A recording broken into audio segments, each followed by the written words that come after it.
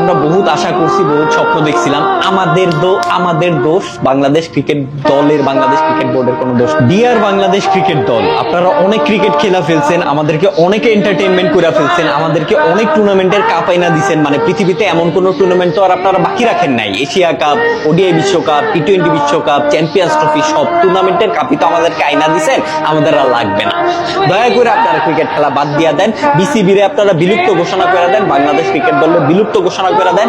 আমরা একটু ভালো থাকি, একটু সুস্থ থাকি, মানসিক ভাবে আমরা একটু শান্তিতে থাকি। এই ম্যাচ কেমনে একটা দল হারে, মানে বাংলাদেশ ব্যতীত পৃথিবীর যে কোনো দল, উগান্ডা, হলুলুলু, যে কোনো দল এই ম্যাচ পেলে জিতা যেত, শুধুমাত্র বাংলাদেশ জিততে পারবে না। একটা টুর্নামেন্টের এত কাছাকাছি আইসে এরকম হাতে থাকা একটা ম্যাচ, 136 রান টার্গেট পায়, সেই ম্যাচটা জিতার যেই দল ফাইনালে যাইতে পারে না, সেই দলের ক্রিকেট খেলার দরকার নাই।